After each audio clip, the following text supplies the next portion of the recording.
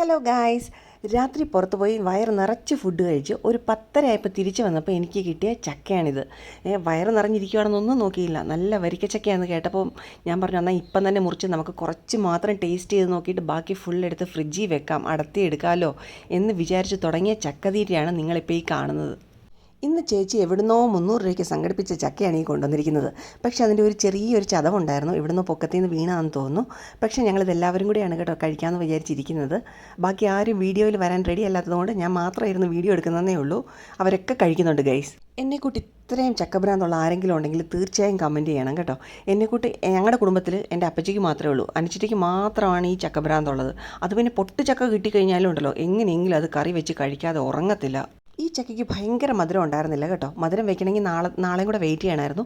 പിന്നെ നമുക്കതിനുള്ള ക്ഷമയില്ലാത്തതുകൊണ്ട് നമ്മൾ ഇന്ന് തന്നെ അങ്ങ് മുറിച്ചിരിക്കുന്നത്. കാരണം എല്ലാവരുടെയും ഉണ്ടെങ്കിൽ മുറിക്കാനൊരു രസമാണല്ലോ, കൂടിയിരുന്നിട്ട് ചക്കയൊക്കെ മുറിച്ച് വർത്താനമൊക്കെ പറഞ്ഞ് കഥയൊക്കെ പറഞ്ഞൊക്കെ ഇരിക്കാമല്ലോ. എനിക്ക് തോന്നുന്നുണ്ടല്ലോ ഏറ്റവും കൂടുതൽ ചക്ക വയറ്റിലോട്ട് തന്നെയാണ് പോയത്, പ്ലേറ്റിലൊന്നും ഇല്ലായിരുന്നു. ഈ 2 ഫുൾ പീസും നമ്മൾ മുറിച്ച് എല്ലാം എടുത്തത് ചക്കക്കുരു ഇത്രയും മാറ്റി വെച്ചിട്ടും ആ പ്ലേറ്റിൽ കണ്ടത് ചക്ക മാത്രമേ മിച്ചം ഉണ്ടായിരുന്നുള്ളൂ. ബാക്കി ഫുൾ ഞങ്ങൾ എല്ലാവരും കൂടെ തിന്ന് തീർത്തു. അപ്പോൾ മറ്റൊരു വീഡിയോ ആയിട്ട് വീണ്ടും വരാം. ബായ്.